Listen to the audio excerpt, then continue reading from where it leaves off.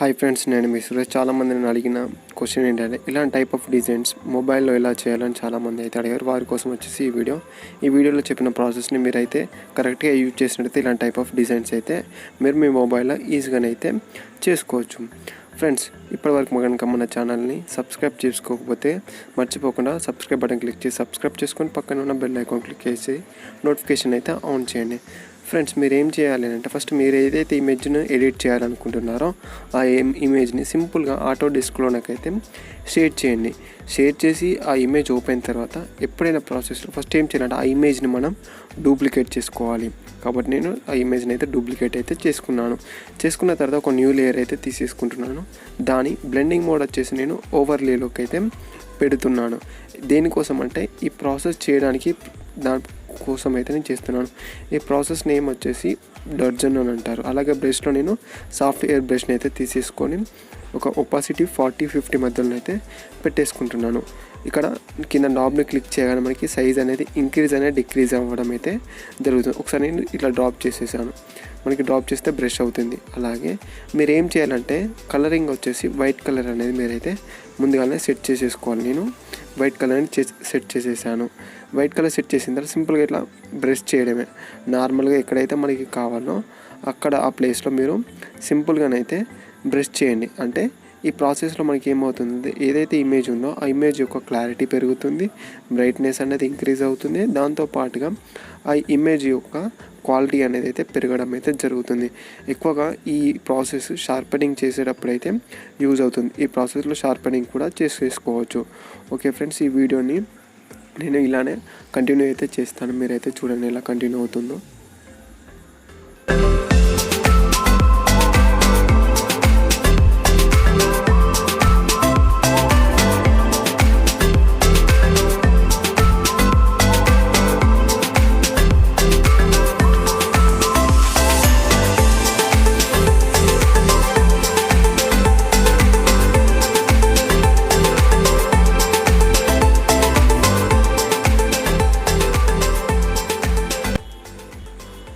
Okay friends, ఇది అయిపోయిన తర్వాత మళ్ళీ మనకి చూడండి, ఒకసారి నేను లేయర్స్ ఆఫ్ చేసి ఆన్ చేసినప్పుడు మీకు ఎలా కనిపిస్తుందో అలాగే మళ్ళీ ఒక న్యూ లేయర్ తీసేసుకొని దాన్ని కూడా బ్లెండింగ్ మోడ్ వచ్చేసి ఓవర్లేలో పెట్టేసి ఇప్పుడు మనం బ్లాక్ కలర్ని సెలెక్ట్ చేసేసుకోవాలి. బ్లాక్ కలర్ సెలెక్ట్ చేసేసి నేను షర్ట్ మీద పెయింటింగ్ అయితే చేస్తున్నాను. ఎందుకంటే డార్క్ పాయింట్ ఎక్కడైతే ఉందో అది డార్క్లోకి కావాలంటే ఈ ప్రాసెస్ వచ్చేసి బర్నింగ్ ప్రాసెస్ అని అంటారు. ఈ ప్రాసెస్లో మనం ఏదైతే బ్లాక్ అవుతుందో బ్లాక్ కలర్లోకి మారడం అయితే జరుగుతుంది. ఈ ప్రాసెస్ చేయడం ద్వారా మనకి కావాల్సిన ఒపాసిటీతో పాటు కలరింగ్ అనేది అయితే చేంజ్ అవ్వడం అయితే జరుగుతుంది. అంటే లిటిల్ బిట్ అయితే చేంజ్ అవుతుంది, ఎక్కువగానైతే చేంజ్ అవ్వదు. బ్లాక్ కలర్ అయితే ఎక్కడ ఉందో అక్కడనైతే మీరైతే సింపుల్గా బ్రష్ చేసిన తర్వాత ఒకసారి చూపిస్తాను. ఈ లేయర్స్ అనేది ఆఫ్ చేసి ఆన్ చేసినప్పుడు లిటిల్ బిట్ చేంజెస్ అనేది అయితే కనిపించేసింది. మళ్ళీ ఏం చేయాలంటే సేమ్ కలర్ని మళ్ళీ వైట్లోకి పెట్టుకోవాలి. షర్ట్ దగ్గర చేసాం కదా, ఇప్పుడు షర్ట్ దగ్గర అలాగే నెక్ పాయింట్ దగ్గర మనం వచ్చేసి ఇదే బ్రష్ సేమ్ అప్లై వైట్ కలర్లో పెట్టేసి మన బిలో లేయర్ ఏదైతే ఉందో అది లేయర్లో సెలెక్ట్ చేసుకోవాలి. ఇక్కడ మిస్టేక్ పోతే సింపుల్గా ఇక్కడ నాబ్ క్లిక్ చేసి రివర్స్ ప్రాసెస్లో అండు అయితే చేసేయండి. ఓకే, ఇక్కడ నేను ఏం చేస్తున్నాను అంటే షర్ట్ దగ్గర మనకి హైలైట్గా కనిపించాలి కాబట్టి నేను షర్ట్ మీద కూడా ఈ డార్జన్ ప్రాసెస్ని అయితే చేస్తున్నాను. వైట్ కలర్ యూజ్ చేసినప్పుడు ఆ ప్రాసెస్ వచ్చేసి డార్జన్ అంటారు.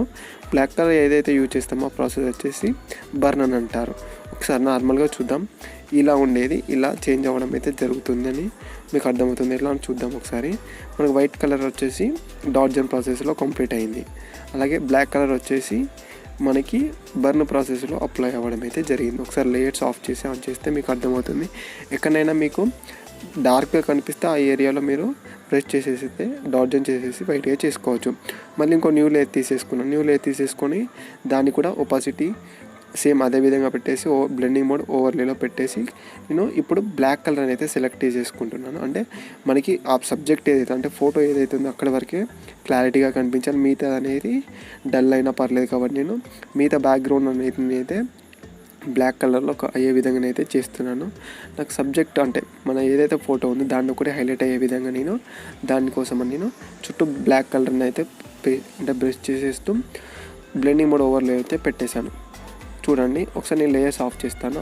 ఆఫ్ చేసినప్పుడు నాకు ఇమేజ్ ఏదైతే ఉందో ఆ ఇమేజే హైలైట్గా కనిపించింది, మిగతా బ్యాక్గ్రౌండ్ అనేది డల్గా కనిపించింది. దాన్ని నెక్స్ట్ సేవ్ చేసేసుకోండి. ఇమేజ్ని సేవ్ చేసేసుకున్న తర్వాత మీరు ఏం చేయాలంటే ఏదైతే ఇమేజ్ని సేవ్ చేసేసుకున్నారో ఆ ఇమేజ్ని మళ్ళీ మీరు అప్లోడ్ చేయాలి, అంటే ఇంపోర్ట్ చేసేసుకోవాలి. ఓకే, ఫస్ట్ ఇమేజ్ని అయితే సేవ్ చేసేసాను. ఇమేజ్ సేవ్ చేసిన తర్వాత మళ్ళీ ఇక్కడ మీద టూల్స్లోకి వెళ్ళండి. టూల్స్లోకి వెళ్ళి ఇక్కడ ఇమేజ్ అంటే ఇంపోర్ట్లోకి వెళ్ళండి. ఇంపోర్ట్లోకి వెళ్ళి మళ్ళీ ఇమేజ్ని ఇంపోర్ట్ చేసుకుని మీరు సేవ్ చేసుకున్న ఇమేజ్నే మళ్ళీ మీరు ఇంపోర్ట్ అయితే చేసేసుకోండి. ఇంపోర్ట్ చేసేసుకున్న తర్వాత మీరు ఏం చేయాలంటే ఇక్కడ మనకి అదే లేని క్లిక్ చేయగానే మనకి ఇక్కడ కలర్ బ్యాలెన్స్ అని ఉంటుంది. కలర్ బ్యాలెన్స్ని క్లిక్ చేయండి. కలర్ బ్యాలెన్స్ క్లిక్ చేసిన తర్వాత మనకు కావాల్సిన విధంగా అయితే కలర్స్ని అయితే అడ్జస్ట్మెంట్ అయితే చేసుకోండి.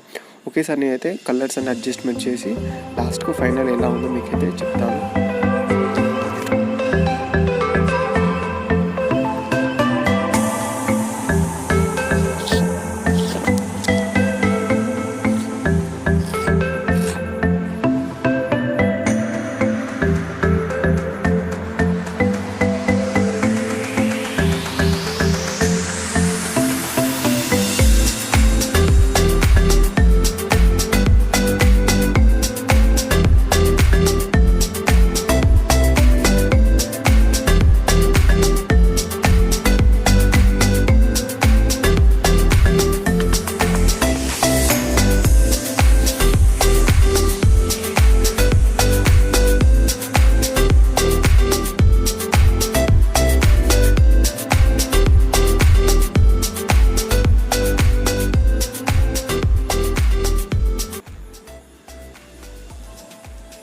ఫ్రెండ్స్, ఈ కలరింగ్ చేస్తున్నా మీకు అర్థం కాకపోవచ్చు, అందుకోసమని నేను హైలైట్స్ వచ్చేసి ఇక్కడ ఈ పాయింట్స్లోనైతే నేనైతే పెట్టుకున్నాను.